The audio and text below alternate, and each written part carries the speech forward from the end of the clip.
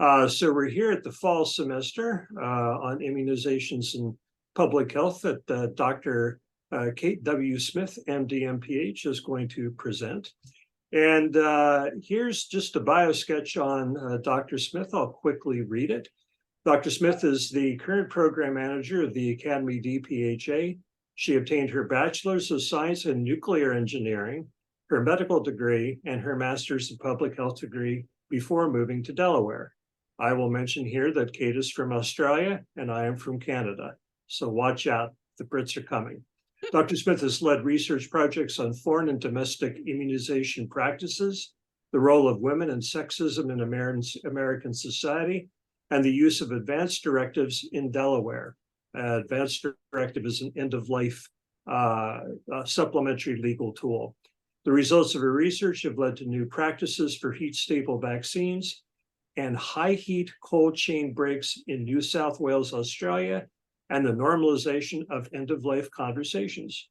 Dr. Smith's dual degree and dual citizenship allow her unique perspective on medicine, public health, and how these concentrations interact on an international stage. As program manager and clinical liaison for the Academy DPHA, she uses her knowledge of medicine and public health to educate members of her community on topics like vaccination, chronic disease, healthy behaviors, and nutrition. She coordinates the Academy DPHA student internship program, of which this is an entry-level part, and acts as a clinical liaison for the nonprofit organization. She is a contributor to and copy editor of the Delaware Journal of Public Health, which we publish, and a member of the American Public Health Association, and finally, a volunteer crew member of aboard Delaware's tall ship, the Kalmar Nickel. This is our board and our advisory council. There's the follow us on social. At this point, I'm pleased to turn it over to Dr. Kate Smith. Thanks, Tim.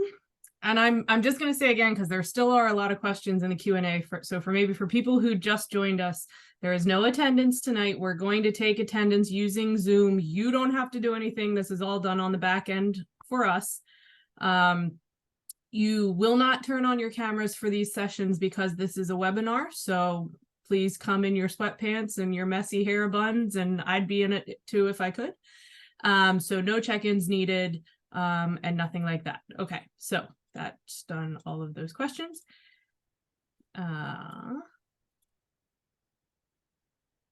And oh, look, I get to share my screen. Well done. All right, so without further ado, can you see the thing that says vaccines and public health? Yes, ma'am. Fantastic. Okay, so what I'm going to talk about, oddly enough, is vaccines and public health. Go figure. My plan is we're going to go over the history of vaccines. We're going to talk about immunity. We're going to talk about the vaccines that we give now. We're going to talk about epidemiology and a little bit about pandemics and stuff. We're going to talk about how we know vaccines are safe, and we're going to talk about 3 of the common vaccine controversies. So, history of vaccines. Here we go. The first known communicable disease is smallpox, and we know smallpox has existed for ages and ages. It is first believed to have appeared around 10,000 BC, and we know that because we see skin lesions on mummies from Egypt and Asia and India and China dating from 1570 BCE to 1085 BCE. It goes back very, very far. So we see all these mummies, like you see in this picture here, that have skin lesions, and they're the same skin lesions that people with smallpox had. So jumping forward a lot to Europe in the 5th through 7th century, historians believe that smallpox epidemics might have led to the decline of the Roman Empire, and smallpox was spread from Europe to the rest of the world by people movement. So through the Crusades, through people discovering the West Indies and the slave trade, And actually, smallpox was used in one of the first examples of biological warfare. In the French and Indian War, there was a Frenchman who had smallpox, and rather than quarantine him, his lieutenant said, great, send him over to the Indian encampment and he'll get them sick and then they won't be able to fight. So smallpox has been around for quite a while. And in Europe in the 18th century, smallpox became known as the Great Pox. And what we look at from a public health perspective on immunizations is how deadly is this disease? So smallpox caused up to 400,000 deaths per year. And the way that we look at this number is we look at something called the case fatality rate. So if you were to get smallpox and you were an adult, you had somewhere between a 20 to a 60% chance of dying from smallpox. If you were an infant, you had somewhere between 80 and 98% chance of dying from smallpox. Now, there were some survivors. Those survivors often were blind. They had disfiguring scars. But more importantly, and the noticeable thing about those survivors is that they became immune to the disease. They could go into a smallpox ward after surviving smallpox and A, not get it again, and B, not get sick from it. So they used smallpox survivors who maybe had survived an outbreak a few years earlier to nurse and take care of the new people who were getting smallpox in the latest outbreak. So what people did was they did this thing called variolation or inoculation. So this started in Africa and India and China. And what they did was they would take somebody who had smallpox and they would lance one of the poxes, one of the little pustules, and they'd gather up material on like a little spoon type of thing, like a tiny little spoon or a straw or something like that. They would cut into somebody's armpit that didn't have smallpox and put the gross stuff they got out of the pustule in that armpit cut. That was called inoculation or variolation. Obviously, there were some problems with this. Not only did it disseminate smallpox, but it also transmitted other bloodborne diseases like syphilis or tuberculosis. So it moved from Africa, India, China, and Turkey to Europe in about the 18th century because there was this lady named Lady Mary Montagu, and she knew the royal physician in Europe, and she went up to him and she was like, look, they do this thing in Turkey to protect people against smallpox. I think you should do it to protect the royal family. Well, the royal physician wasn't about to go and do this random thing that he had never seen or heard of before to the royal family. So instead, he did a trial on prisoners and orphan children, as one does. There was clearly no institutional review board in England in the 18th century. Once he realized that that worked, he found that 2 to 3% of the patients who were variolated died or became a source of a new outbreak, or suffered from diseases that were transmitted through blood, like tuberculosis and syphilis. But the case fatality rate for this was 10 times lower than the actual disease. So people might have gotten sick, but they were much less likely to die from this variolation with smallpox rather than the actual smallpox itself. So this became a thing that they did in Europe and a thing that they brought with them to the New World when they went into the New World and settled the New World. And Ben Franklin was actually a proponent. So there was a Philadelphia outbreak of smallpox in 1747, and Ben Franklin, we have, his writings and his quotes saying, yes, this is a great idea. And actually, one of Ben Franklin's sons died because he wasn't variolated. So after that, Ben Franklin became even more of a proponent for it. So everybody knows Dr. Edward Jenner, though, and everybody says, oh, he was the father of vaccinations. So he didn't come up with vaccinations. What Edward Jenner did is he conferred scientific status on vaccinations. So Edward Jenner himself was inoculated. He got stuck in the armpit by some doctor who shoved smallpox stuff into his armpit. And when he grew up, and there are some questions about the historical accuracy of this story that's always told, but the story that's told, so take it with a grain of salt, is that Jenner was listening at a bar one day, and he overheard a dairymaid, a person who took care of cows, say, "I shall never have smallpox, for I have had cowpox." So Jenner's theory was, if cowpox protects against smallpox, if a dairymaid won't get smallpox because she had cowpox, can we use cowpox as a deliberate mechanism of protection against smallpox? So rather than doing it by accident and just having a bunch of dairymaids protected against smallpox, can we give a lot of people cowpox and protect them against smallpox? So in May of 1796, Jenner inoculated an 8-year-old boy with fresh cowpox. So he did the same thing. He took a dairymaid with cowpox, lanced the pox thing, opened a cut in the boy's armpit, shoved the gross stuff in, and waited to see what happened. Again, no IRB. The boy had a mild fever. He had discomfort. He lost his appetite for a while. And then a couple months later, Edward Jenner did the same thing, except with smallpox, and no disease developed. So what this did was it said, we can give people cowpox on purpose and then they won't get smallpox. Cowpox, not as bad of a disease. You get a headache, you get kind of sick to your stomach, you're not going to die from cowpox. And therefore, we can protect them against this really dangerous disease that kills a lot of people. So vaccination was spread through word of mouth as a credible scientific vaccination situation, and it was used during major outbreaks. Wow, okay, English is fun. And fun fact, vaca comes from cow, so vaccination does actually, the word vaccination does actually come from a cow. So thus began a big push for vaccination.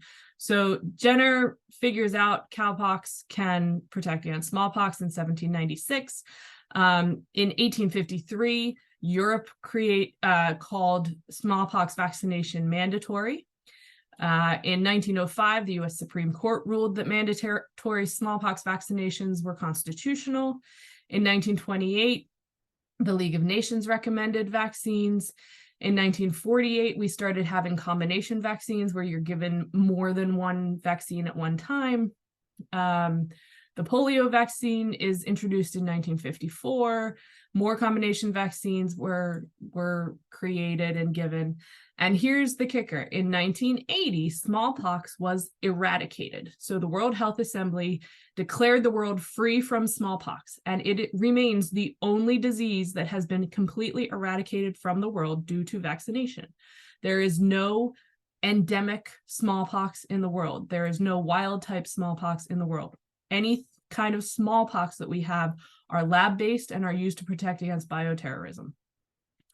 Polio is eradicated from many countries, but it does still exist in the wild. There are 2 countries, Afghanistan and Pakistan, that still have wild type polio.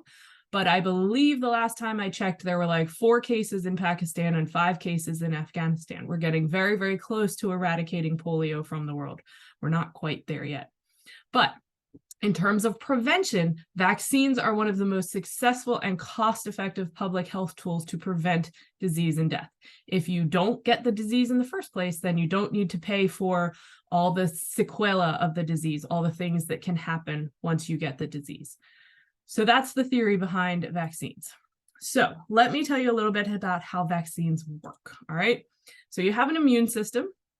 An antigen is anything that's going to cause an immune system response. So that can be grass, it can be pollen, it can be flu. An antigen is basically anything that's not you, all right? A pathogen is an antigen that will cause disease. Sometimes your body gets confused and it thinks that you are an antigen, and then we get an autoimmune disorder, but that's a whole nother topic and a whole nother conversation. So antigen causes an immune response. Pathogen is a disease-causing antigen. You have different cells in your bloodstream that help to keep your body healthy. And the ones that I want to talk about today are your lymphocytes, which are your T cells, your natural killer cells, and your B cells. We'll also talk about macrophages a little bit. So you have 2 types of immunity. The first type of immunity is innate. That's nonspecific. It happens automatically. It's things like your skin to keep germs out, chemicals in your blood, your macrophages and your natural killer cells, which basically act like Pac-Man. If you've ever seen Pac-Man, I might be dating myself, but they go around and they just eat anything that's not you. It doesn't care what it is, it just eats it and gets rid of it. You also have protection from your mother's when you are in your mother's womb and for about 2 to 3 months after birth. Those are all innate immunity. You also have adaptive immunity. So adaptive means it's antigen specific. It's going to take time. What happens is the T and B cells in your blood recognize some antigen that's floating in it as foreign. They're going to differentiate. They're all going to figure out different ways of expressing an antibody. They're going to come up with a whole bunch of different antibodies, and then they're going to go one by one. They're going to line up their antibodies to the antigen and see if it like fits, basically. It's kind of like a big shape puzzle. And then when one T or B cell has a shape that is going to work with the antigen, then they're going to say, that's the one we want. And they're going to copy, paste, copy, paste, copy, paste. And they're going to make a whole bunch of that T cell and that B cell to kill the antigen, to get rid of the antigen. Then they're going to keep some for later. We're going to create a few dozen memory cells that are going to stick around in our blood so that the next time we see that antigen, we've already done those first 3 steps. So it's going to take a lot less time to kill it. Okay. So how do vaccines work? What they do is we inject on purpose a weakened form or a killed form or something similar to the actual disease that looks like the disease but isn't going to cause as much of a reaction, and let your body do that adaptive immune response, that antigenic response. And then the body will figure out which antibody works. They'll copy paste and keep those memory cells. And that way, if you ever get the actual disease, we've already done those steps, so we can just kill that thing really fast. I want to stress that getting a vaccine does not protect you from getting the disease. You will likely get the disease, especially if it's going around the community. But what's going to happen is you're going to kill it faster. So maybe you're not going to feel any symptoms, and you're going to keep, it's called the viral load, how many viruses you have in your body. You're going to keep that so low that you probably won't be able to give it to someone else. So those are the 2 things that the vaccine is going to do. The mRNA vaccine does very similar. So these mRNA vaccines are the COVID vaccines that you're aware of, the Pfizer and the Moderna vaccines. So what they did was they created messenger RNA, which is a strand of RNA. They put it in a fat cell. They put the fat cell into the body, and the fat cells went into one of the muscle cells in the injection site. And that muscle cell was then told by the mRNA to create this surface protein, which pretend it looks like, a spike, right? And then the muscle cell made the spike, and then the body did the adaptive immune response where the T cells and the B cells came up and said, well, that's not me, but I don't fit. That's not me, I don't fit. That's not me. Hey, I fit. I can kill this thing. Let's make a bunch of memory cells about that. Once that mRNA created the spike protein, it gets immediately, it's called digested. It gets killed within the cell. So there's nothing about, rewriting your DNA. That's not how it works. Okay, so that's how the mRNA vaccines work. But we do have multiple kinds of vaccines. We have weakened versions of living pathogens. We have killed pathogens. We have parts of the pathogen, which is the subunit vaccine. We have 2 vaccines that are based on a toxoid, which is a bacterial infection. Most vaccines are a viral infection, or the vaccines mostly protect against viral infections, but we do have 2 that protect against bacterial infections. We have conjugate vaccines, which just means they're combined with something, DNA vaccines, and mRNA vaccines.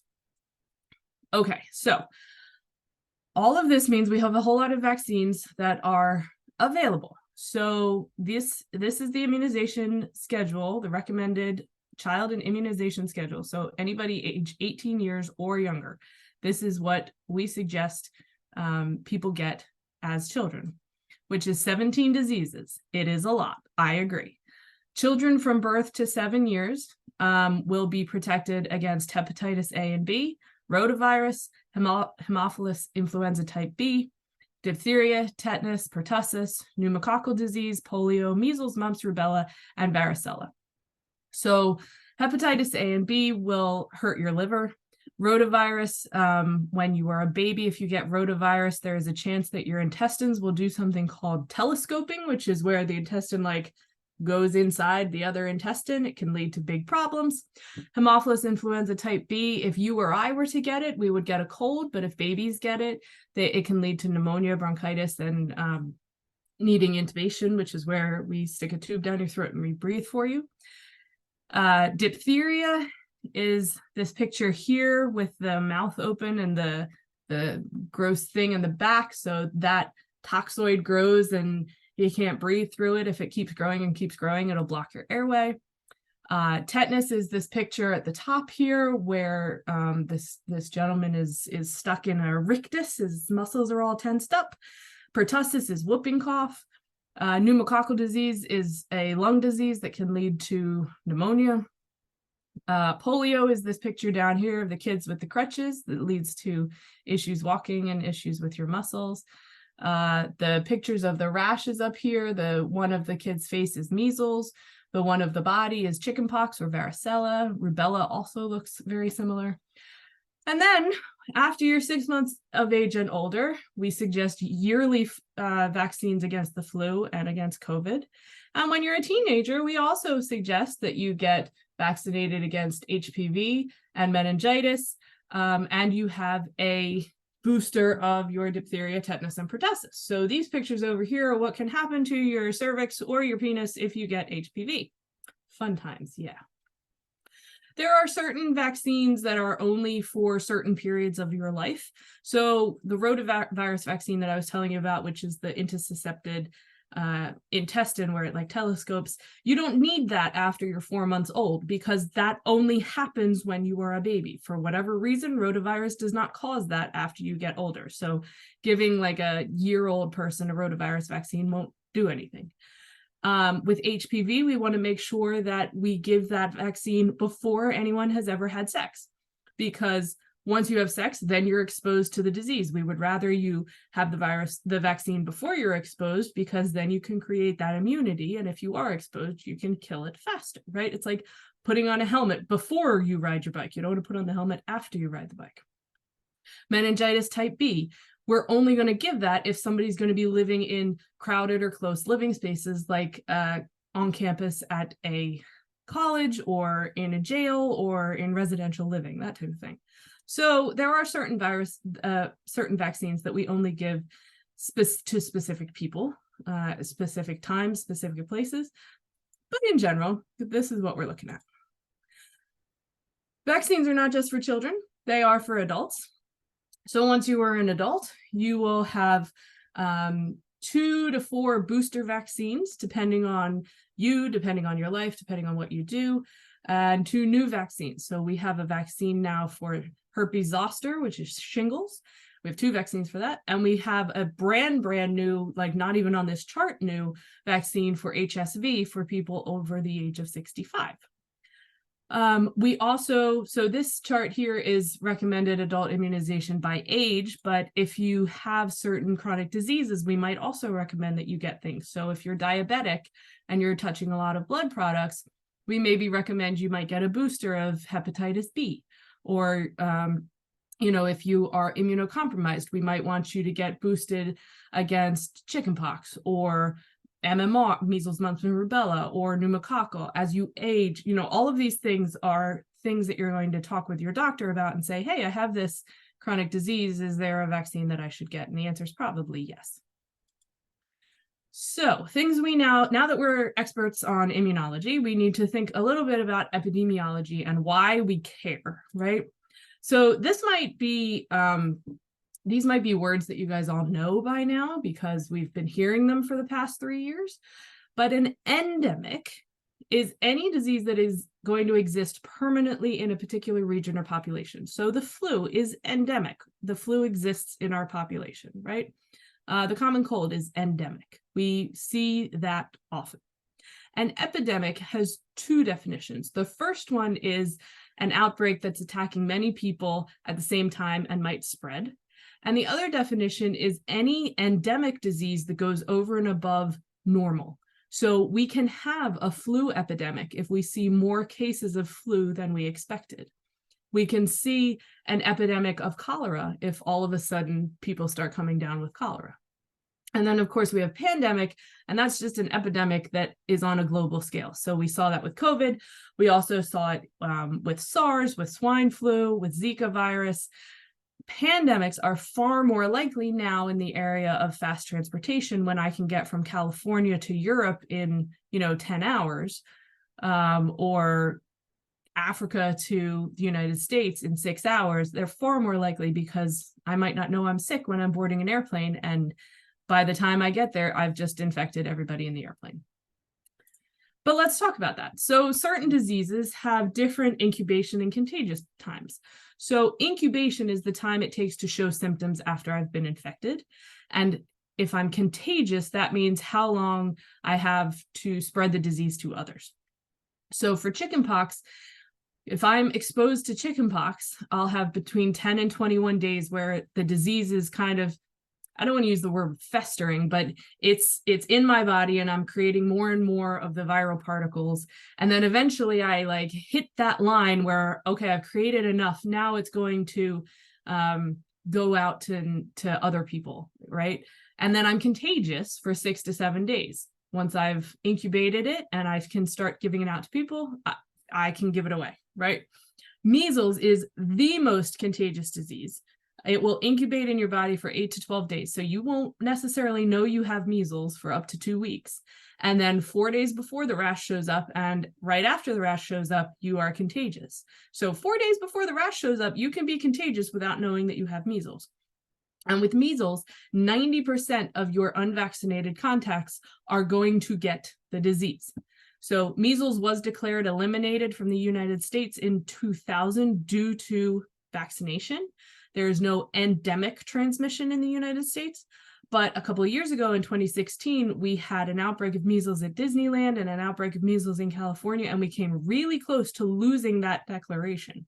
We didn't lose it. I think we didn't lose it by about a day, but we came really close because we had all of that transmission and we had let our vaccine immunity threshold lapse. And the problem with measles is, most people are like, oh, okay, so I have a rash, so what? Well, it's not just a rash. You can get really sick. You can get something called measles-induced encephalopathy, which is like your brain swells.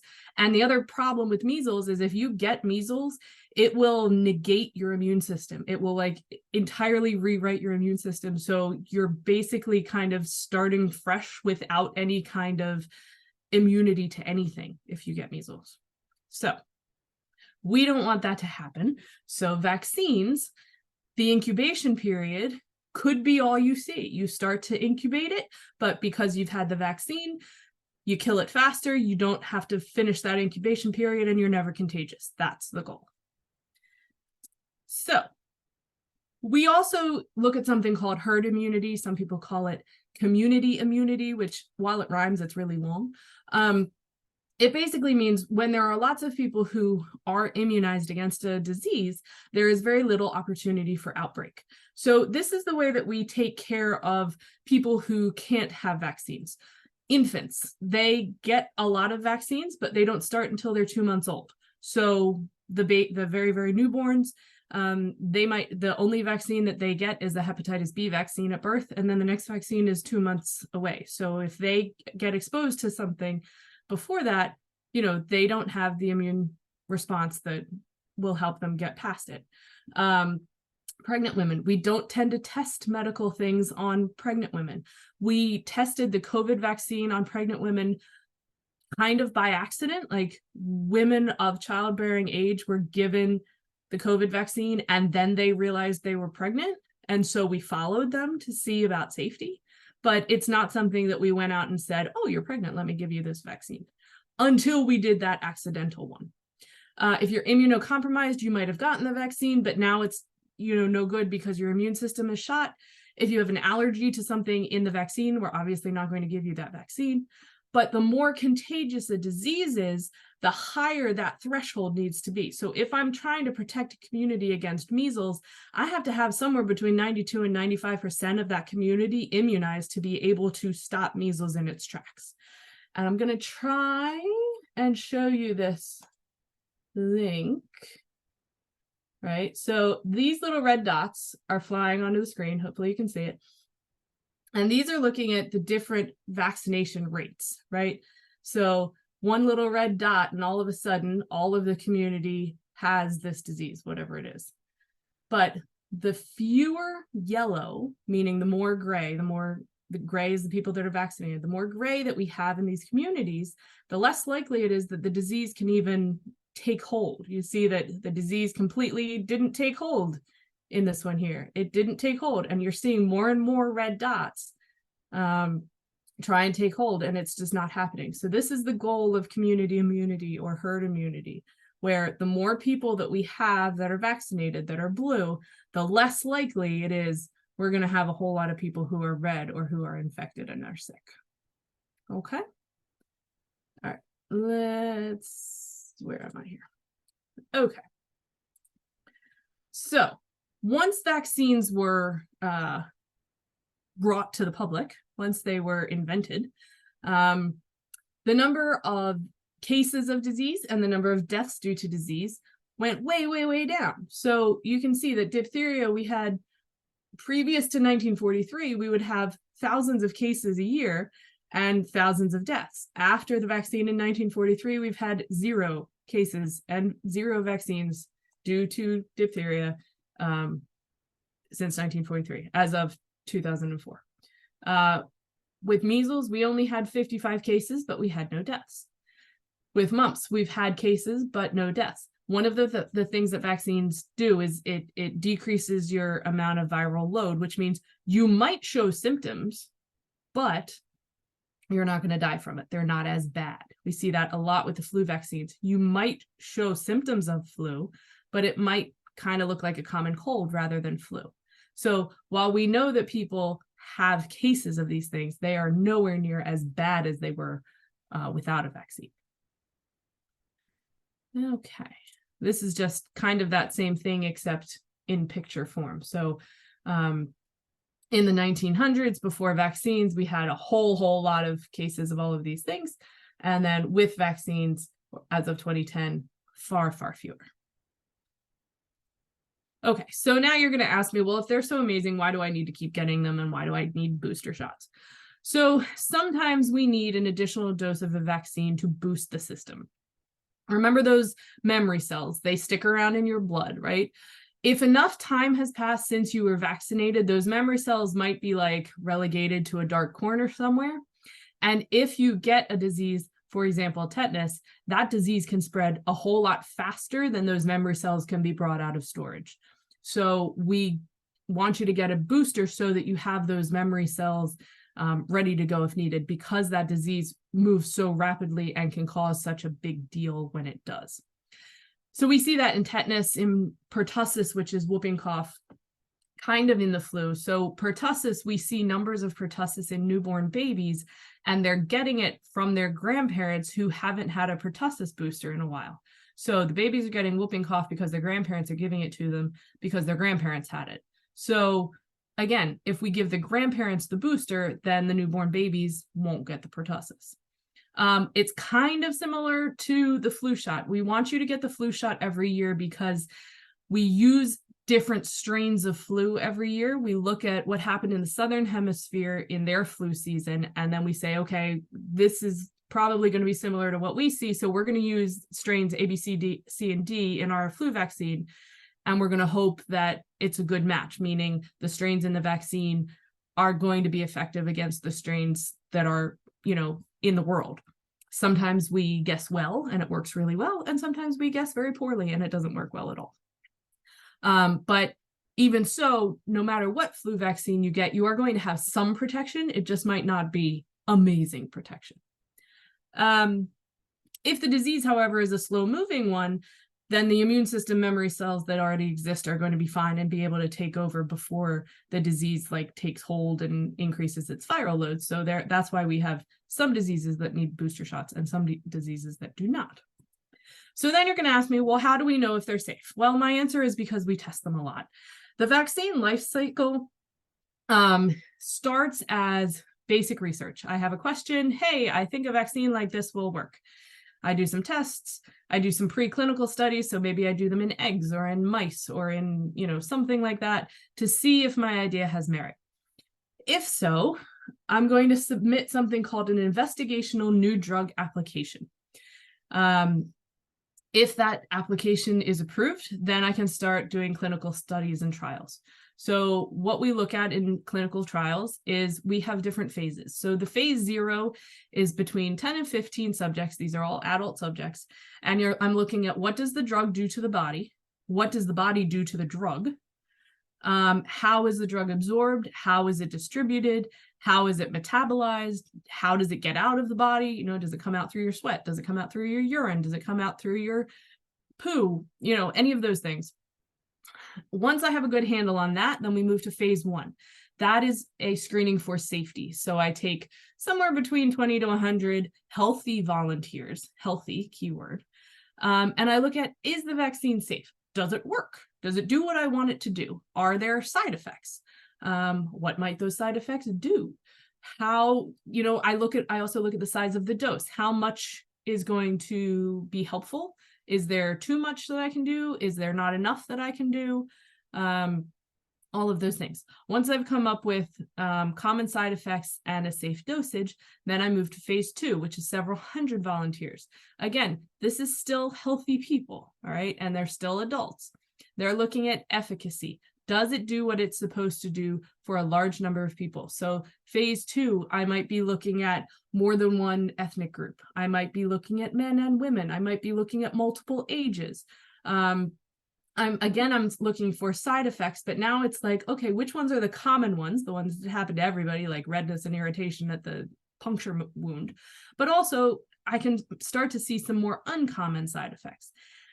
Phase 3, we continue to look at side effect data. We continue to make sure that it's working for all groups, all ages, not necessarily kids, but adult ages, all racial groups, all ethnic groups. We're looking at side effects and we're comparing it to the common treatment, which for vaccines is usually do nothing. So that's an easy comparison to make. So once all of that is done, then all of this is taken to the FDA. And it is, they show all the safety data from all the phases. They show the manufacturer's tests, they show the manufacturer profiles. They show the safety data for like how everything is cleaned. And then they potentially go forward. The way that it happened during Operation Warp Speed, when they were creating the COVID vaccines, where they did all of those things, they just kind of did a couple things at the same time. So typically you would do phase 0, preclinical trials, then phase 1, then phase 2, then phase 3.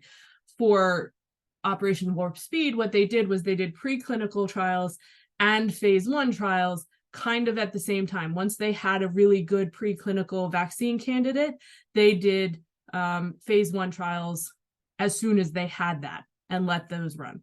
Once that phase 1 candidate seemed to be pretty safe in that, 10 to 100 volunteers, they would start phase 2 and they'd say, okay, yep, good.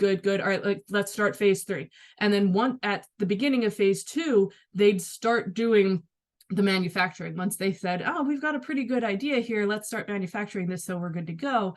And they would do that while the phase trials were still running. And then, of course, they'd keep manufacturing during distribution. So that's what shortened it. They didn't get rid of safety. They didn't get rid of any of the steps. They just kind of did some of them at the same time as others. So once we've done the phase clinical trials, then you submit something called a BLA, which is a biologics license application, to the FDA. And you go to the Vaccines and Related Biological Products Advisory Committee, which is called VRBPAC. And they will say, yes, we've looked at the safety studies, we've looked at the manufacturing, we've looked at this, that, and the other thing. Yes, we think it's safe.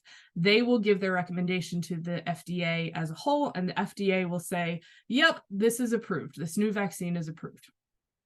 But then it has to go to the CDC. So it goes to the Advisory Committee on Immunization Practices at the CDC, and they look at things like, how safe is the vaccine if we give it at certain ages? So that's how we came up with the rotavirus doesn't need to be given to an adult because we only need it as a child. How well does the vaccine work at specific ages? HPV works a lot better if we give it before the age of 15 than if we give it after the age of 15. Fun fact. How serious is the vaccine that the disease prevents? If you get measles, there is a really good chance that you are not going to come out of it well, right? So it's a very serious disease. How many children would get the disease the vaccine prevents if we didn't have the vaccine? A whole lot in the case of measles. So the ACIP, as we call it, it consists of a chair, it consists of a secretary, 15 voting members, 8 ex officio members, and liaisons as needed who will look at all the safety study, look at the FDA reports, talk about all these issues, when can we give it, what should we do, blah, blah, blah, blah, blah. And then they will give their recommendation to the CDC, and then the leader of the CDC will sign off on it. And if that happens, then the vaccine is added to the schedule. Once the vaccine is added to the schedule, however, we have something called a phase 4 trial, which is where we continuously monitor the vaccine. We have things called the Vaccine Adverse Event Reporting System, where anytime something happens after you've been given a vaccine, it goes into that system. Like I could get a vaccine, go outside, get hit by a bus, and that would go into the vaccine reporting system. And somebody would have to go through and say, this is probably not due to the vaccine. She got hit by a bus. But they have somebody look at it and say, she fainted. That could be vaccine. And then they'll look at, how many people is this happening to? Are there more than a few? Sometimes it's only in certain age groups, but it's things to look at after a vaccine. And because the vaccine is now available to more and more people, we're going to see more of those less likely side effects. So then we have vaccine controversies. The first most likely controversy that you've heard is that vaccines cause autism, and they do not. I'm here to tell you that has been disproven, but it seems to just keep hanging on. So the long answer to that is that there was a guy named Dr. Andrew Wakefield, and he published a story in the British medical journal, The Lancet, in 1998. And in it, he claimed that, quote, the onset of behavioral symptoms was associated by the parents with MMR vaccination in 8 to 12 of the children. So without me saying anything, throw into the chat 2 things that you can see that are wrong with that statement. I'll give you a couple seconds.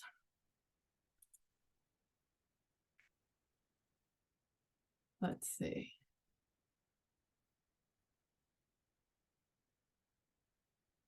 Nothing yet. Oh, you guys can't throw it in the chat, can you? Put it in the Q&A. Yep, they were done by the parents, not actual researchers. That's a good point. Anything else you can see there that's wrong? By the parents. Yep. Small group. He claimed. Yep, all of those things. Right? So things that I want to point out here. He claimed, yes, don't know. Onset of behavioral system was associated by the parents with 8 to 12 of the children. So 8 to 12 children. Yes, that is a very small group. I could claim that 8 to 12 children don't like, I don't know, Paw Patrol. Whoops. I could claim 8 to 12 children don't like Paw Patrol. That doesn't mean that that is something that is true. It's a super, super small group. We like to have really big numbers when we're making, assertions like this. The other things, yes, the parents claimed it. So if I asked you what you had for lunch today, you might remember. If I asked you what you had for lunch a week ago, you might remember. If you got food poisoning a week ago, and I asked you what you had for lunch when you got food poisoning, you're definitely going to remember because it was a big deal to you, right? So these parents, something happened to their children, and it happened after they got vaccinated. So therefore, it must have been the vaccine.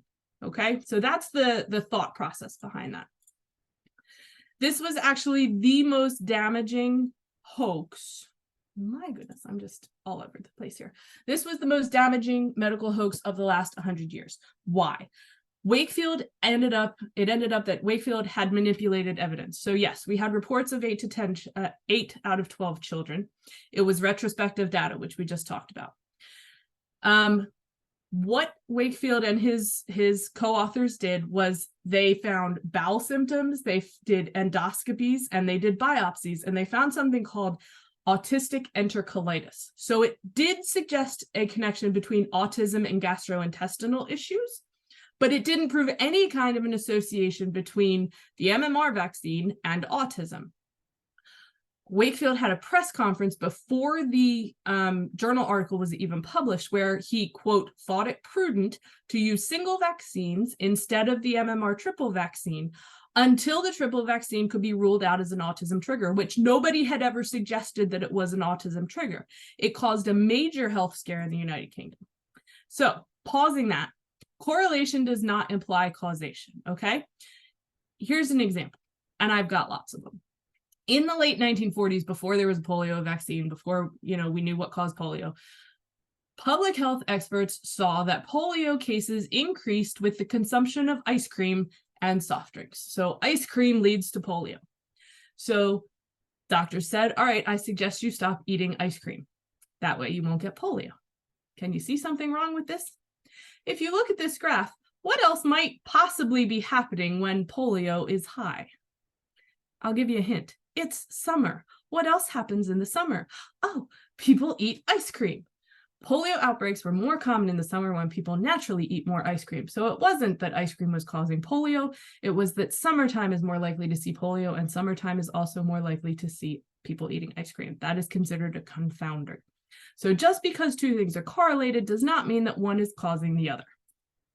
Now that you know that, after Wakefield had his big, I think it's prudent moment, a whole bunch of public health experts and medical doctors and everybody else said, well, let's see if we can make this happen again, because the big thing in science is if you say something's true, I should be able to do your exact same test and see the same thing, right?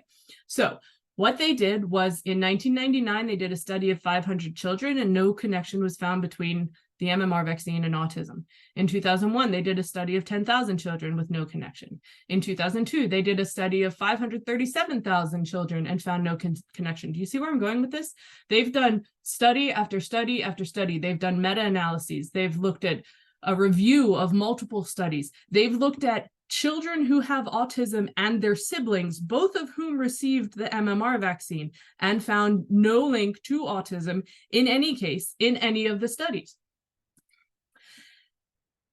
Wakefield was found to have had undisclosed conflicts of interest. So he was paid to conduct the study by the lawyers of the parents.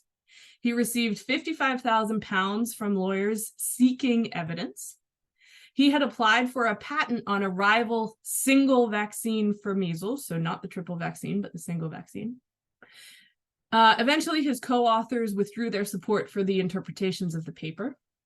It was found that Wakefield subjected children to unnecessary invasive medical procedures like colonoscopies and lumbar punctures. He bought blood samples from children at his son's birthday party, and there was no institutional review board approval for this study. In February of 2010, The Lancet fully retracted the paper from the published record, and in May of 2010, Wakefield's medical license was revoked for serious and wide-ranging findings of misconduct. So there is somewhere. This link right here to PubMed is the actual link to the retracted paper, if you want to read it. It's kind of fun. Anyway. Okay, so next controversy. Vaccines have mercury in them. The answer is kind of. The long answer is mercury, meaning methylmercury, has been found to damage the nervous system. However, the mercury that was once in vaccines is thimerosal, is a preservative used to extend the life of a vaccine that contains ethyl mercury. Now, there have been multiple studies on ethyl mercury. There have been found no link between thimerosal and autism. There's been no link between thimerosal and any kind of neurologic issue in children. However, between 1999 and 2001, thimerosal was removed from all childhood vaccines. In fact, it was removed from most vaccines. The only time we still have thimerosal is in some multi-dose vials of the flu vaccines. But in general, we're doing single-dose vials, so it's less of an issue. It was removed because the studies at the time stated mercury was bad for everybody. So the CDC was like, look, let's be proactive about this and remove it. And they did. So it's no longer really an issue. But the vaccine hesitant and anti-vax folks still tend to bring it up. So there's the answer to that one. And then I get well, that many vaccines at once is bad for children. Well, It's really kind of not. So remember back to Immunology 101 and the adaptive immune system. Babies will have the passive protection from their mother through the placenta when they're in the womb, and then breast milk if they're breastfeeding. Their adaptive immune system is going to mature as they grow. They are going to increase their number of T cells, which are going to create an immune response to any kind of brief stimulation. So in vaccines, they stimulate this protective response, and they stimulate the memory response, So remember this, the womb is sterile. Once a baby is born, they are exposed to bacteria on the birth canal, in the skin, when breathing, when eating, when putting things in their mouths, which babies do a lot of, gut bacteria. This exposure is continuous. So babies actually have a better immune system than you or I. Babies have one of the best immune systems on the planet. We just have to build it up kind of slowly. So with infants, when we're giving them vaccines, we give them a little dose at 2 months, a little dose at 4 months, and a little dose at 6 months for certain vaccines. Then people say, well, combined vaccines, giving them all at once, that's too much for a little baby. It's really not, because as I said, exposure to microorganisms is continuous for babies. And if you give a combined vaccine, there is a decreased risk of catching 6 diseases or 3 diseases or 5 diseases while waiting for a full immunization coverage. 2 injections is less pain and distress than 6 injections. And if we have to make more visits to get more vaccines, there's less and less chance that the parents are going to bring the babies to get those visits to get those vaccines. So we can combine 6 vaccines in one shot. That's one shot, you're protected against 6 things. All right, Kate, then explain this. The more vaccines we were given, the higher the numbers of autism in the population. I will explain it. Thanks for asking. Yes, the identified prevalence of autism spectrum disorder has been increasing. In 2020, meaning birth, we looked at 8-year-olds. So in 2020, meaning they were born in 2012, prevalence per 100,000 8-year-olds was 27.6, which is approximately 1 in 36 8-year-olds. In 2018, that moved up to 1 in 44. In 2016, it was 1 in 54. It's going up, right? It's 4 times more common in boys. But things I would like you to look at right here. Sites reporting 11. The way that we figure out how many people have autism in a population is we look at the general population of 8-year-olds in 11 states and extrapolate that to the rest of the United States. Best way of getting a number. But even if that were everybody, autism has increased because the awareness and diagnostic criteria has changed. So in 1966, when autism was like 1 in 250,000, autism was only diagnosed on the severe end of the spectrum. You only had autism if, you were really, really, really autistic. In 1980, autism was added to the diagnostic manual that doctors use. So before this, many people with autism were institutionalized and just didn't go to the doctor, so we didn't know they had it, and they were invisible. So they were institutionalized. They didn't say, oh, you have autism. In 1987, the DSM expanded the criteria for being diagnosed with autism. So that made the number get even higher because now more people could be diagnosed. In 1991, if you were diagnosed with autism, you qualified for special education services. So previously they might have said you have an intellectual disability. Now they say you have autism and they can get those services. So more people were diagnosed with autism. In 1994, the definition was broadened even further. So previously you could have Asperger's or autism, and then they were combined into one. So you have the autism spectrum, which is a spectrum of diseases. In 2006, the American Academy of Pediatrics recommended screening all children for autism between 18 and 24 months of age. So now we have more of a diagnostic criteria, more possibilities for saying, yes, you have autism, and we're getting more people screened. So those are both ways you can already have more people having autism. In 2010, the AHA increased access to care. So now there were more people being able to go to the doctor and get screened. So what happened was more people had autism. It wasn't true. It was just before this point, we didn't know they had autism. We didn't have the numbers that said that they had autism. We saw a dip in the COVID years.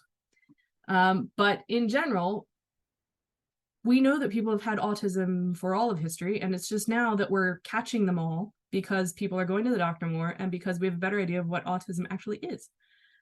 There are some things like an older parents and prematurity that might be correlated with autism. But again, I can correlate a lot of things with autism. This correlates autism with organic food sales. This correlation is the number of people drowning by falling in a swimming pool with how many people have, with the number of films Nicolas Cage appeared in. So correlation doesn't mean causation. Point I'm trying to make here.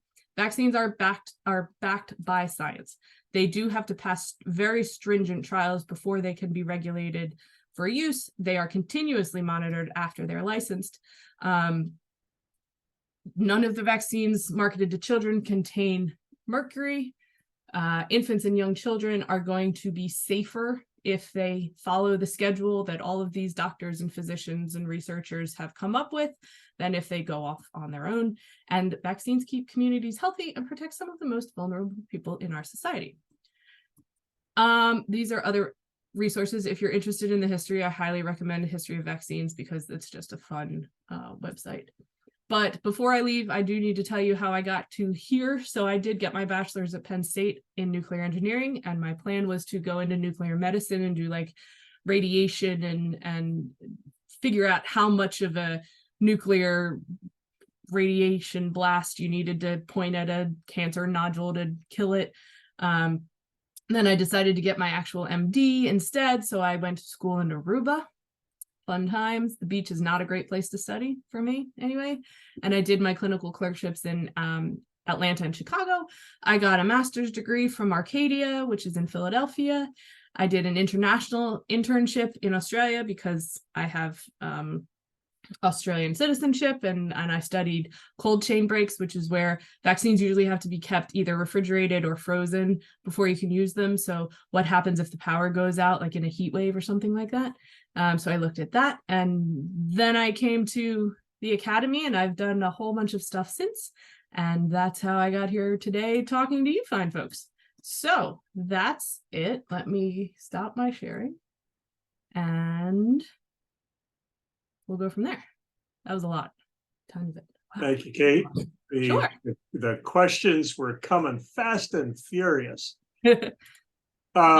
So thank you to those who, Nicole or I asked you to save the question for the end.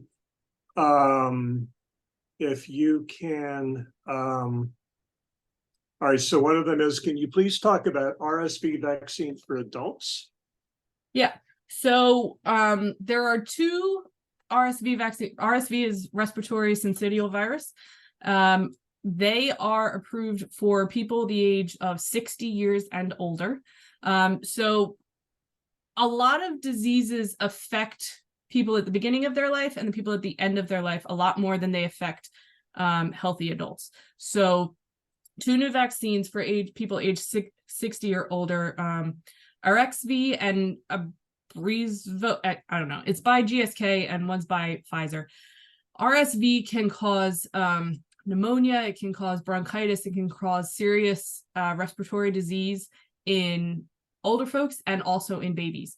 So there are two new vaccines for older folks. There is not a new vaccine for babies, but what they are doing is they're doing something called a monoclonal antibody that they're giving to pregnant women, which then, you know, shares the immunity through the placenta and through the breast milk for the first couple months of the child's life.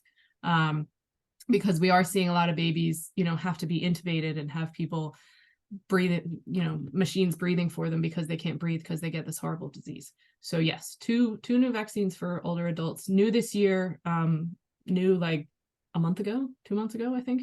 Yeah. All right. Okay, next one. Is the booster shot the same material as the vaccine itself? Sometimes yes, and sometimes it depends. So when you're a child, for example, you'll get something called Tdap, which is tetanus, diphtheria, and acellular pertussis. So it takes care of tetanus, diphtheria, and whooping cough. The booster shot might just be a tetanus and diphtheria shot, but it will contain the same vaccine. It just might not contain the same amount. You might get slightly less on the second booster shot or on a booster shot. All righty. Is malaria a endemic? And I've said that literally as it was typed. So that's a good starting place for an answer. It is an endemic disease in certain countries, yes. So malaria is transmitted. Malaria is a little weird. It starts in one organism, and then it goes into a mosquito, and then it comes into a human. And it needs all of those things to happen, but it's a specific kind of mosquito. So it is endemic in areas where that specific kind, I think it's Aegypti, I don't even know. Whatever kind of mosquito transmits malaria, yes, that is an endemic disease. Now, what scientists are trying to do is they're trying to create mosquitoes that cannot breed, so that, and then release those, so that those mosquitoes will breed with the malaria-causing mosquitoes and not be able to have babies. And so that they're trying to kill off that kind of mosquito so that malaria stops being an issue. And I think the mosquito is Anopheles. Anopheles, Aegypti, I'm not sure. There are so many mosquito-borne things. Yeah. Let's see. Are white blood cells stem cells? White blood cells come from stem cells. So stem cells can differentiate or become anything. So a stem cell might become a white blood cell, but a white blood cell is not a stem cell. Yes. I'm gonna answer one live. Can we color while we are listening? Absolutely. Absolutely. Absolutely. I have a coloring book of like human anatomy that I can, print pages for. And another somewhat more practical, can I be on all of these sessions if there are beyond 6 weeks? Well, yes, there are going to be several series going forward each year, and we actually encourage interested individuals to attend as many as you possibly can. Yeah, definitely. Okay, back to a medical question. Is there a situation where someone might need an extra dose of vaccine because of low immunity? Yeah, so if you have if you have cancer and you have a poor immune system because it's been knocked out by chemo or radiation, or if you have an autoimmune disease that's touching your actual immune system. Some people just have low immunity anyway because their immune system isn't very good. Yes, you might need a booster dose. If you have HIV/AIDS, there are several vaccines that are recommended that you get once a year to make sure that you are being as safe as you can. Low immunity is one of those times that you should really have a conversation with your doctor about, because one size doesn't fit all. But in general, yeah, if you're somehow immunocompromised, we call it, which is basically your immune system isn't working well, yes, absolutely, there are vaccines that you will probably be encouraged to get. All righty. What is different from a baby's body to an adult's body? Why are they, I guess this means babies, more immune to diseases? Actually, Tyler, I'm not sure if you're asking refers to the babies or the adults. Well, let me see. So a baby's body is brand new, and when they come out of the womb, they haven't been exposed to anything, right? So once they're out of the womb, they're exposed to everything. So yes, their body is very small, but you actually have children are actually better at fighting diseases than adults, because children, we have an organ in our bodies called the thymus that stops working when you're 14, but its job is to make those T cells and B cells that differentiate, that like have different shapes popping out of them so that they can try and match up with antigens. So babies have a lot of those, and adults have fewer because our thymus stops working. The body apparently thinks that we're finished seeing new things by the time we turn 14. So a baby's immune system in general is much better at doing the acquired immunity than the adult. However, it can take them a while to do it because they're doing it for all of the things at the same time. So because they've never been exposed to anything, they might be sick with RSV and the common cold and chickenpox at the same time, and they're trying to fight off all three of those at once. So they can get very sick. And because our bodies are physically bigger, the number of viruses that it's going to take for us to show symptoms is going to be bigger than a baby's, simply due to volume, right? So in that case, you'll be able to see a baby getting sick a lot sooner than an adult getting sick, because the viral load, like the straw that breaks the camel's back for a baby, is a lot smaller than it is for an adult. So that's kind of how they're different. You will see babies with strong immune systems and babies with weak immune systems, and adults with strong immune systems and adults with weak immune systems. So they're all kind of different, but they're all kind of similar too. All right. Grace, thank you for your question. Are they working on a combination vaccine for flu, pneumonia, and COVID like MMR? And like MMR.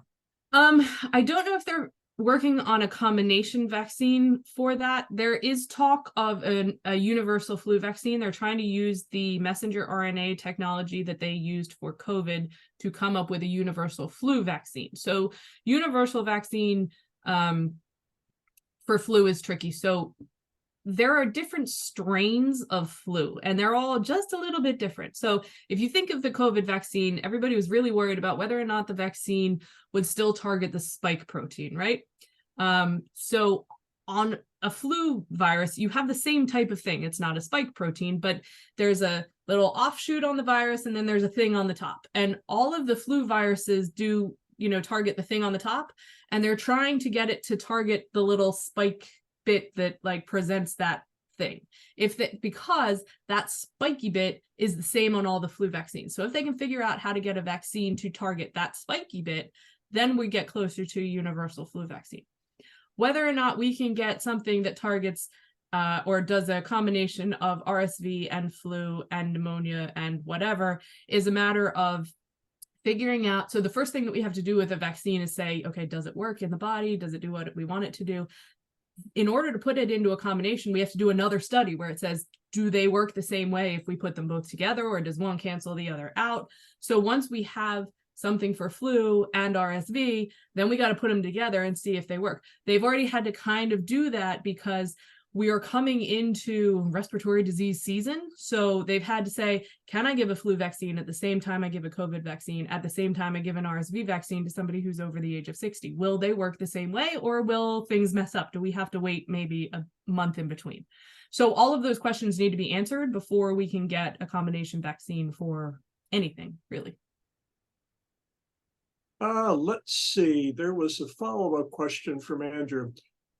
Is it better taking two vaccines at the same time, like COVID and flu, or taking them separately at a different time? And I'll start the answer by saying that your pharmacist will let you know if there's compatibility for taking two vaccines at the time, and they won't do it if there's an incompatibility, but I'll turn it over to Dr. Smith. Yeah, so my first answer is going to be make sure it's okay with your doctor, because if you are somebody who is immunocompromised, it might be a better idea to spread them out. That being said, I believe you can get the flu and the COVID vaccine at the same time. You have to do it in different arms, but you can get it at the same time. So that part has been studied, and that means you only have to do one visit to get two vaccines. So if it's a timing situation for you, then yeah, getting them both at the same time is a better plan.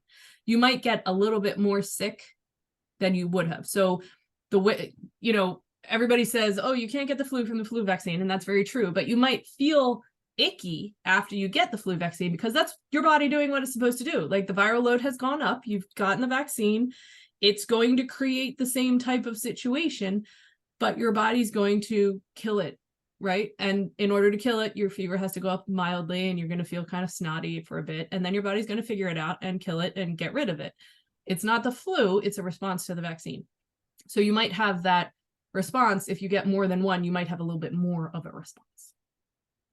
All right. Along the same vein, then, should women change their regular schedule of vaccines during pregnancy? You can get the Tdap vaccine during pregnancy, the tetanus, diphtheria, and pertussis vaccine, and the COVID vaccine during pregnancy. And that's it. That's and the flu vaccine. Those are the only ones that are recommended. They are now recommending that monoclonal antibody for RSV as well, but those are the only 3 vaccines that we know are safe during pregnancy. So in general, yes, you shouldn't get any other kind of vaccine during pregnancy, but theoretically, you should have gotten the ones that you needed to get before you were pregnant. Like the only one, if you're hopefully you're an adult who's getting pregnant, and therefore the only one you might need is a Tdap, and they will offer that to you during your pregnancy, during the 3rd month of the 3rd trimester of pregnancy. All right. If you are not in the like normal childbearing age, and you are either younger or older, talk to your adult. Yeah, talk to your doctor. All right. Are there any diseases that can nullify vaccine? Measles will nullify any vaccines that you've had and any immunity that you've built up naturally as well. Good reason to get immunized against measles. Yep. There's so many questions. Okay, let's contemporary thing. Is the current flu spreading around? Is the current flu spreading around, and are we currently in the official 2023-2024 flu season? Yes, we are in the first week of the 2023-2024 flu season. I don't know what is currently spreading around because we are starting to gather that data now. In general, if you look at flu seasons, influenza type A tends to spread at the beginning of the flu season, and influenza type B tends to spread towards the end of the flu season. That's not a hard and fast rule. Like viruses don't respond to us saying, please stick to our timeline. But that's why the flu vaccine, most flu vaccines are quadrivalent, which means they contain 4 different strains of flu. And so one of those strains will be influenza A H1N1, one will be influenza A H2N3, and 2 of them will be influenza B strains. So theoretically, you're covered for most of them. And we just kind of cross our fingers and hope that it's a good match. And we're grateful for your wonderful memory. Okay, so Melanie had sort of a follow-up question. Are there any genetic conditions that make vaccines less effective? Genetic conditions that make vaccines less effective? I suppose if you were genetically predisposed to not, have a great immune system, that would be one. There are genetic diseases where we suggest you get a vaccine more often than other people, like diabetes. You might want to get a hepatitis B vaccine more often because you have you're taking your blood, you're poking a hole in your skin every so often. There aren't any genetic diseases that make them less effective unless it's like a genetic disease that affects your immune system, in which case most of them are going to be less effective. Okay, so Grace asked a question that I'm going to expand upon. Why do we get an itchy red spot or a sore shoulder or a sudden fever where the needle goes in or immediately after I get a shot? Well, you get a sore shoulder because the needle poked a hole in the skin barrier and the vaccine was deposited into the muscle of that spot, whether it was your thigh or your shoulder. So for babies, we use the thigh because their shoulders aren't big enough.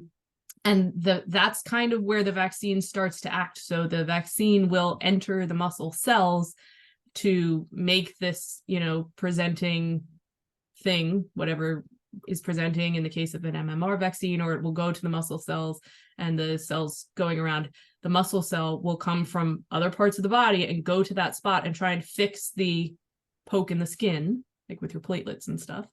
And the white blood cells will go and try and make sure that nothing bad comes in. And then when they realize, oh, there's something bad that comes in, there's more and more going to be there. So you're going to have swelling and you're going to have swelling because the white blood cells are going to congregate there, and heat because raising the temperature tends to kill viruses and bacteria. Your body can't can fluctuate temperature a little bit to do that, to kill the viruses and bacteria, but it has to be very careful not to go too high because then it kills you. So that's a really common side effect of vaccines, is wherever the injection is, you get itchiness and swelling and redness because your body is like, oh, it's the same as when you like scrape your knee. It'll get itchy and swollen and hot because your body is sending all of the white blood cells and all of the immune cells there to kill anything that may have come in with it and close the hole. Gotcha. So this may ask a really interesting question. If measles can nullify vaccines, then are there any diseases that can amplify certain vaccines, like how the vaccine to smallpox used cowpox? I don't think there are any diseases that can make a vaccine work better. There are some vaccines that might work better with other vaccines. If they're similar vaccines, they might like compound upon themselves, but I can't think of any disease that will make a vaccine work better. All right, I want to, our unbelievable number of questions. What is the difference between bronchitis and whooping cough? Bronchitis, anytime you hear itis at the end of the word, it means inflammation. So bronchitis is simply inflammation of your lung. It can lead to pneumonia if you don't take care of it. Whooping cough is an actual disease where the patient, it's also called like the 100 days cough because you cough for 100 days. So whooping cough can lead to bronchitis, but whooping cough is because of a pertussis toxoid in the lungs making you cough. Bronchitis you can get from, I get bronchitis from a cold. Anytime there's any kind of inflammation in your lungs, it's technically bronchitis. Okay. Do anti-vaccine parents have the choice not to vaccinate their children before they begin school? It depends on what school the child is attending. So for public school, there are certain vaccine preventable diseases that are required to be vaccinated against. In Delaware, it's tetanus, diphtheria, pertussis, chickenpox, measles, mumps, and rubella. You're required to have a few doses of a pneumococcal. There's probably another one that I'm forgetting. Once you get to high school, you're required to have a booster of tetanus and diphtheria. You're required to have a meningococcal. So in public school, yes. In private school, it's up to the private school. If they have a vaccine requirement, then in order to matriculate there, you have to have that vaccine. If they do not have a requirement, then you don't have to have that vaccine. So it depends. All righty. What viruses are mRNA vaccines mostly used for, and which viruses are DNA vaccines used for? The mRNA vaccines are COVID. Obviously, we all know that. There are DNA vaccines for the flu, for herpes, and there are some being studied for HIV. All righty. How do autoimmune diseases work? So an autoimmune disease is where your body sees your cells as other and starts to attack them. So it can be an all over the place thing, like lupus is a whole body thing. It can be celiac disease where it's just in your intestinal cells. Diabetes type 1 is an autoimmune disease against the islets of Langerhans in the pancreas. So it's where the body mistakenly thinks you are other and it tries to kill you the way it normally would kill everything the way it's supposed to kill it. It's just wrong that it's not, that it is you and not an other thing. All right. These are sort of conjoined. Does the skin test work the same way as a vaccine? And do allergy shots and vaccines work similarly? I'm assuming you mean a skin test for tuberculosis. So that is not a vaccine. We don't have a vaccine for tuberculosis. What a skin test does is it figures out if you have tuberculosis antibodies in your blood. So we have different ways of telling if you've had a vaccine. There are different types of antibodies. There's IgM, there's IgB, there's IgE, IgG, and one means, IgM means you have a disease right now, and IgG means that you had a vaccine, and I'm probably getting these wrong because it's been a while since I've done it, but IgB means that you had it in the past. IgE means that you had it in the past. So what a tuberculous TB skin test does is it tests for the presence of that previous you've had it in the past IgE, and if it reacts and if it gets bigger, that means you have had tuberculosis in the past. You might not have known about it because you might have gotten rid of it without any kind of symptom showing up, which is great, good for you. But that way they'll say, okay, well, the next step after that, if your TB test reacts and gets bigger, is they take a chest x-ray to check out your lungs and make sure that it is actually over and done with and nothing bad has happened since then. Allergy tests are kind of like a vaccine, but not as effective. So they'll put a little bit of an allergen into your skin and we'll put peanuts here and we'll put horses here and and we'll see what you react to. That's an IgE reaction, I believe. It's your body's way of saying, hey, this is not me. That's not okay.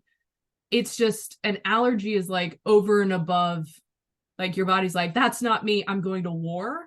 Whereas those of us without allergies might be like, that's not me, I'm just going to take care of it and move on. People with allergies are like, that's not me, this is not okay, I'm having a fuss and I'm going to create all of these big problems. So an allergy test and a TB test are very similar in that the allergy test is going to see, is your body going to react to this thing like crazy? A TB test says, is your body going to react to this because you've already had it? And a vaccine is like, I'm going to give you this thing so that you can react to it quickly when you see it again.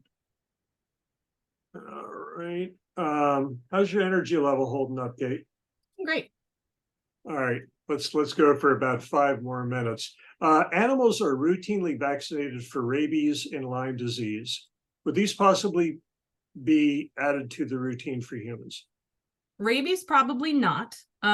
With rabies, first of all, the number of people getting rabies is not huge. So remember, the ACIP always looks at how many people get the disease. Is it worth it to give the vaccine? So the number of people getting rabies is not a huge number.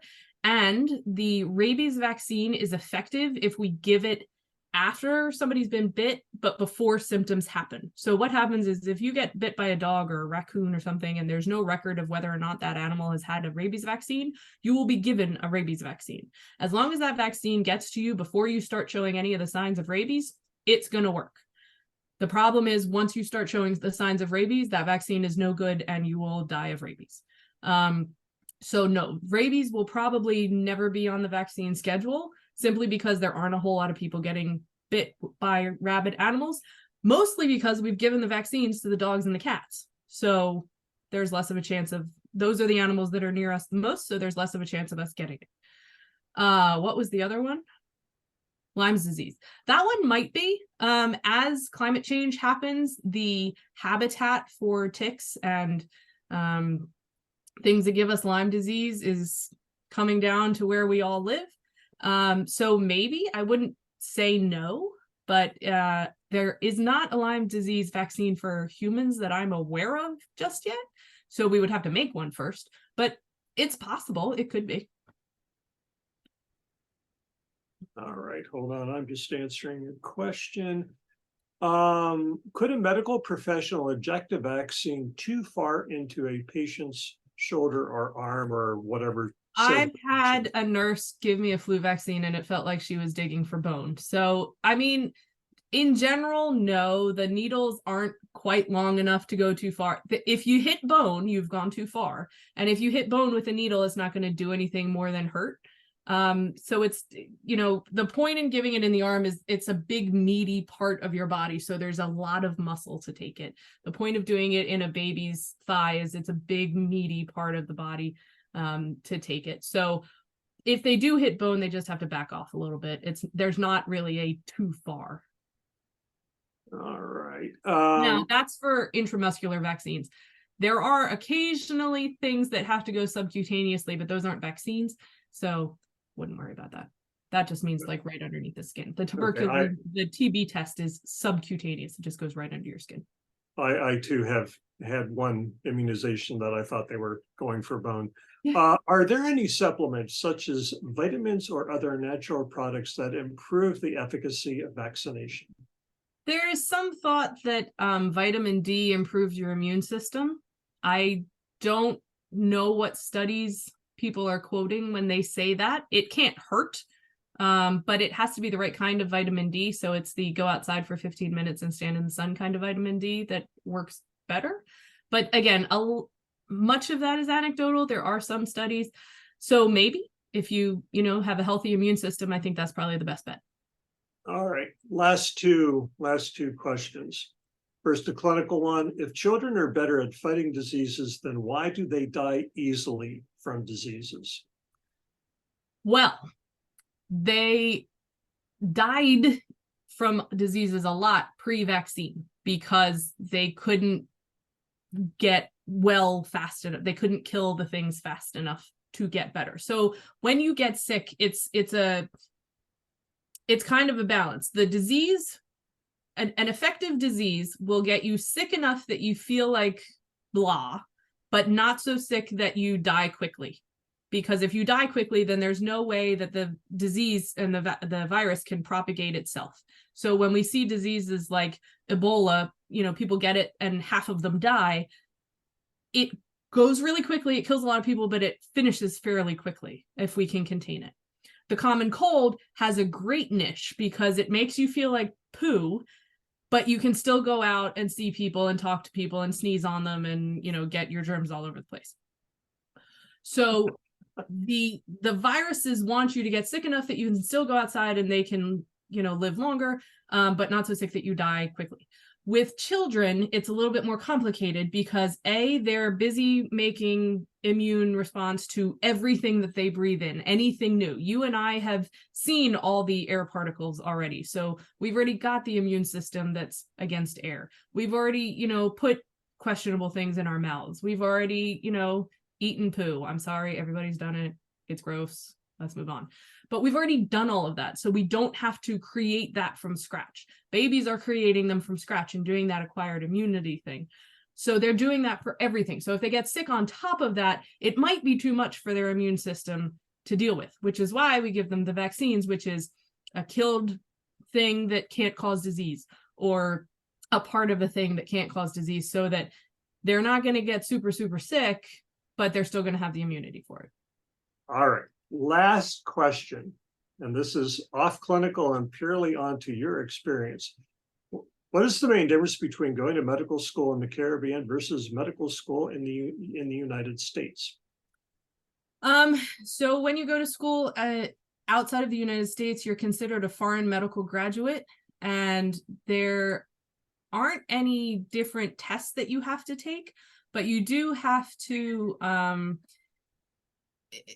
you're kind of in a different pool of applicants. So, if you're applying to Harvard residency program, so the way that it works in medicine is that you have to go to med school and then you apply to a residency program to do the clinical, get board certified and stuff like that. So when you're applying to that, you're kind of in a different pool if you were a foreign medical graduate versus a US medical graduate, because there's certain things that the teaching hospitals require. And if they see that you're foreign, some places, most of the Caribbean schools are very similar. And I did my clerkships in the United States, so I was kind of a foreign medical graduate. There is, I think, Ross in the Caribbean is considered exactly the same as a medical school in the lower 48. But if people are coming from India or Europe or somewhere like that, the standards for testing are different. So they might have to take an additional test. They might have to do an additional year. It really depends on the residency program in that you're in question. All right, very good. Dr. Smith, thank you. Welcome. That was a lot of questions. That was a lot of material. Let's see, what do we have up for the topic next week? Is dentistry with Dr. Joe Kelly. Thank you all. We'll see you next week. Bye-bye.